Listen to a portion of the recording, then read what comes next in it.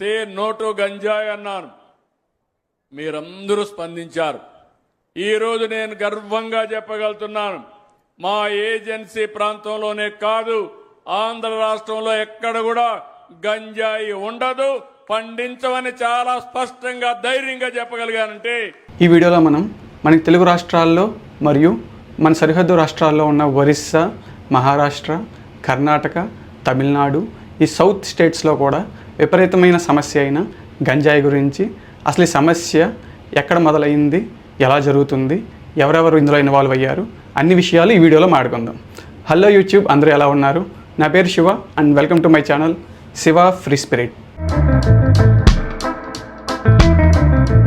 So ఒకప్పుడు మన cafeteria ఇండస్ట్రీలో కాఫీ పంటలు పండించడానికి మన ఇండియన్స్ని ఎలాగైతే బ్రిటిష్ వాళ్ళు బానిసలుగా వాడుకునేవారో, తర్వాత వేరే వ్యాపారాలకి మనుషుల్ని ఎలాగ పెద్ద పెద్ద వ్యాపార సంస్థలు బానిసలుగా వాడుకుంటున్నారో, అదేవిధంగా ఇక్కడ మనకి అరకు ప్రాంతంలో, కొండ ప్రాంతంలో పండేటటువంటి గంజాయి సాగు వల్ల, దానివల్ల వచ్చే రెవెన్యూ వల్ల, దానివల్ల బ్లాక్ మార్కెట్లో జరిగే వ్యాపారం వల్ల, దానివల్ల లాభపడే పొలిటీషియన్స్, ఈ విధంగా వీళ్ళు అక్కడ ఉండే గిరిజనుల్ని ఎవరైతే చదువుకోకుండా అక్కడ కల్చరల్ లోకల్గా ఉండే కల్చర్ని ఫాలో అవుతా, వాళ్ళ సంస్కృతి సంప్రదాయాలను ఫాలో అవుతా, అంటే వాళ్ళ కట్టుబాట్లు, అంటే వాళ్ళు ఎలా డ్రెస్ చేసుకుంటున్నారు, వాళ్ళు ఎలా అలంకరించుకుంటున్నారు, వాళ్ళు ఎలాంటి ఇళ్లలో ఉంటున్నారు, అలాగే వాళ్ళు ఎలాంటి ఆహారాన్ని తీసుకుంటున్నారు, అలాగే వాళ్ళు ఎలాంటి వాతావరణంలో ఉండాలనుకుంటున్నారు, అలాగే వాళ్ళు ఎలాంటి దేవతల్ని పూజించాలనుకుంటున్నారు, ఇలాగే ఎన్నో విషయాలు వాళ్ళు ఎంతో కాలంగా ఎన్నో సంవత్సరాలుగా ఫాలో అవుతున్న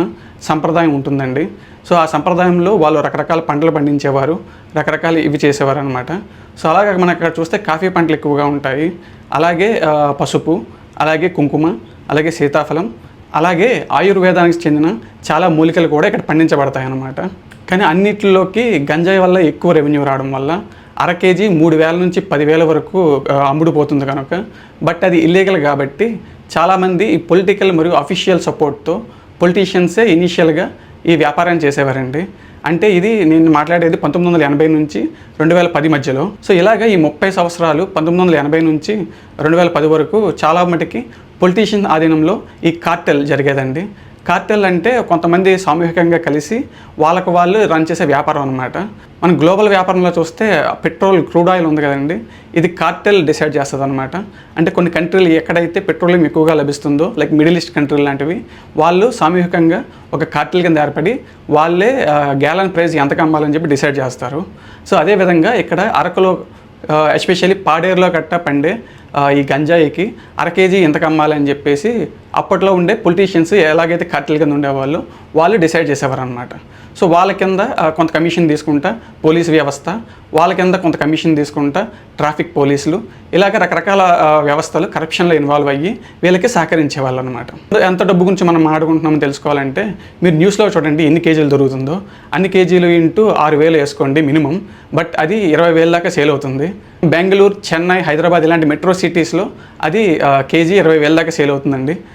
నార్మల్గా రాజమండ్రి, ఇలాంటి విజయవాడ, వైజాగ్ ఇలాంటి ప్రాంతంలో అర కేజీ 3,000కి సేల్ అవుతుందండి. సో దాన్ని బట్టి మీరు క్యాలిక్యులేట్ చేసుకోండి అది ఎంత సంపద అన్నది. మనం న్యూస్లో చూస్తూ ఉంటాం, ఇన్ని టన్నులు, ఇన్ని కేజీలు పట్టుకున్నారు, కాల్ చేశారు అని చెప్పేసి. సో అది ఎంత సంపద అన్నది మీరే క్యాలిక్యులేట్ చేసుకోండి. మరి ఎందుకు నేను అక్కడ మనుషులు ఎందుకు బానిసలుగా ట్రీట్ చేస్తున్నారంటే, ఈ సంపద అంతా వాళ్ళ వరకు వెళ్ళట్లేదండి. వాళ్ళు ఎంత పండించి ఎంత కష్టపడినా అదంతా ఎవరైతే ట్రాన్స్పోర్ట్ చేస్తున్నారో, ఎవరైతే politicians, officials, police officers involve అయి ఉన్నారో వాళ్ళ జోబుల్లోకి, వాళ్ళ బ్లాక్ మనీలోకి వెళ్ళిపోతుందండి. సో వాళ్ళ బ్లాక్ మనీ ఎక్కడంటే ప్రాపర్టీస్, రియల్ ఎస్టేట్లో ఇన్వెస్ట్ చేస్తూ ఉంటారు. అందుకే మనకి ప్రాపర్టీ డీటెయిల్స్ ఏవి బయటకు పెట్టారనమాట. పబ్లిక్ రికార్డులో సెర్చ్ చేయడానికి అవ్వదు. కావాలంటే చూడండి, ఆ ఏరియాలో హైవేలు వేస్తారు తప్ప వాళ్ళ ఇళ్లలో లోకల్ రోడ్స్ మాత్రం వేయరు. అందుకే ఇప్పటికీ అక్కడ గర్భవతులు ఉన్నా సరే వాళ్ళని హాస్పిటల్ తీసుకెళ్ళడానికి చాలా కష్టపడాల్సి ఉంటుంది. సో ఆ లోకల్ టెరైన్ కొండ ప్రాంతం ఉండడం వల్ల అక్కడ రోడ్లు వేయడానికి కూడా కొంచెం కష్టంగా ఉంటుందన్నమాట. బట్ ఈ హైవేలు మాత్రం వీళ్ళు ఈ గంజాయి ట్రాన్స్ఫర్ కోసం వాళ్ళకి అనువుగా ఉండడానికి వాళ్ళు ఏర్పరచుకుంటున్న ఈ హైవే రోడ్స్ అనమాట. అందుకే చూడండి, ఇన్ని సంవత్సరాలుగా వాళ్ళు అక్కడ లోకల్గా ఇండిజినియస్గా పండే పంట చాలా వరకు వాళ్ళు ఎంత ఎక్స్పోర్ట్ చేస్తున్నా వాళ్ళు ఇంకా పేదరికంలోనే, ఇంకా వాటర్ సమస్య కొన్ని ప్రాంతాల్లో జీవించాల్సి ఉంటుందన్నమాట. అందుకే పొలిటీషియన్స్ చాలామంది వాళ్ళని అడ్వాంటేజ్ తీసుకుని వాళ్ళకి వసతులు కల్పిస్తామంటారు తప్ప వాళ్ళకి మంచినీటి సమస్య కూడా తీర్చలేని స్థితిలో ఈ ప్రభుత్వం ఉంటుంది, గత ప్రభుత్వాలు కూడా ఉన్నాయి. సో ఇప్పుడు మన రాజమండ్రి నియోజకవర్గం వస్తే, ఇక్కడ మన రాజమండ్రి సిటీ నియోజకవర్గంలో ఎక్కడ ఈ గంజాయి పండించరండి. మనకి వచ్చేది అరకు నుంచి మాత్రమే. బట్ ఎందుకని మన పోలీసులు ఎందుకు పట్టుకోరు అంటే, వాళ్ళు అది ఆంధ్రప్రదేశ్ నుంచి రావట్లేదు, వేరే స్టేట్ అయినా ఒడిస్సా నుంచి.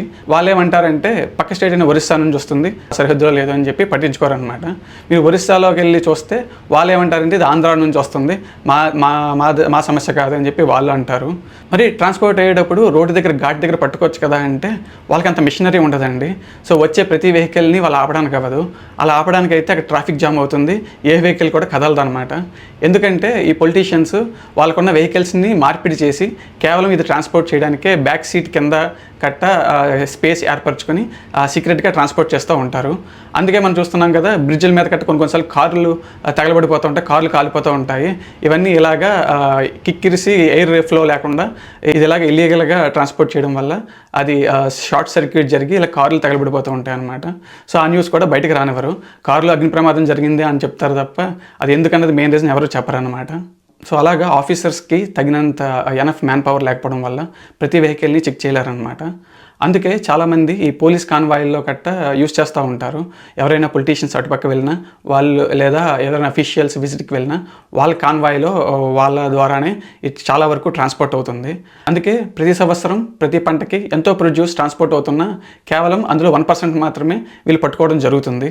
మిగతా 99% రకరకాల మెట్రో సిటీస్కి అండ్ దేశవ్యాప్తంగా ఇక్కడి నుంచే వెళ్తుందన్నమాట. పోలీసులు పట్టుకోవాలంటే గూగుల్ మ్యాప్స్లో మీరు జూమ్ అవుట్ చేసి ఆ ఏరియా పాడేరు చుట్టుపక్కల ఏరియా జాగ్రఫికల్గా అనాలిసిస్ చేస్తే వాళ్ళకి చాలా మటుకి గూగుల్ మ్యాప్స్లోనే ఆధారాలు దొరుకుతాయండి. బట్ ఏంటంటే ఆ టెరైన్స్కి వెళ్ళడానికి వీళ్ళకి దారి ఉండకపోవడం వల్ల వాళ్ళు నడుచుకుంటూ వెళ్ళాలి. ఇక్కడ ప్రమాదం ఏంటంటే నడిచే క్రమంలో అక్కడ లోకల్ ఎవరైతే పంట పండిస్తారో వాళ్ళని నక్సలైట్ల రూపంలో ఈ ఆఫీసర్స్ని చంపేస్తారనమాట. అందుకే ప్రాణ భయం ఉన్న ఈ ఆఫీసర్స్ రోడ్డు మార్గం ఉన్న వరకు మాత్రమే వెళ్ళగలరు. సో రోడ్డు మార్గంలో కనిపించే విధంగా ఈ పంట ఉండదండి. ఈ పంట చూడాలంటే వీళ్ళు 4-5 కొండలు దాటి వెహికల్స్ వెళ్ళని టెరైన్ ఏదైతే ఉందో, భూభాగం ఏదైతే ఉందో అక్కడ దాకా నడుచుకుంటూ వెళ్ళాలన్నమాట.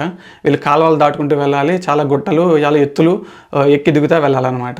సో అది సాధ్యపడదు కాబట్టి చాలామంది ఆఫీసర్స్కి ప్రాణభీతి ఉంటుంది కాబట్టి వాళ్ళు అంతవరకు వెళ్ళలేరు. బట్ గూగుల్ మ్యాప్స్లో మీరు ఒక 2 కిలోమీటర్లు పాడేరు నుంచి చూసినట్లయితే మీకు అంతా కొండ మీద కనిపించేది గంజాయి పంటే. మరి 2010 తర్వాత ఏమైందిరా శివ అంటే, 2010 తర్వాత ఇది ఎలా ట్రాన్స్పోర్ట్ అవుతుంది, ఎక్కడెక్కడ ఉంటుంది అని ఆ పొలిటీషియన్స్ కింద పనిచేసినటువంటి కుర్రాళ్ళు ఎవరైతే ఉన్నారో వాళ్ళు తెలివిగా వాళ్ళకి వాళ్ళే వెళ్ళి వాళ్ళ బళ్ళ మీద అరకుకి టూర్కి వెళ్తున్నాం అనే పేరుతో టూరిజం ముసుగులో చాలా వరకు కుర్రాళ్ళు బైకుల మీద వెళ్ళి తెచ్చుకుంటున్నారండి చిన్న మొత్తంలో.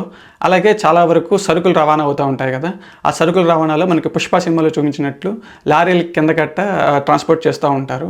ఇలాగా 100% ట్రాన్స్ఫర్ అవుతున్న గంజాయిలో ఓన్లీ 1% మాత్రమే పోలీసులు బయటకి మీడియాకి చూపిస్తారు. తెలియకుండా 99% ఎక్కడి నుంచే దేశమంతా సరఫరా అవుతుందన్నమాట. ఈ వీడియోకి మరి ఇంతే అండి.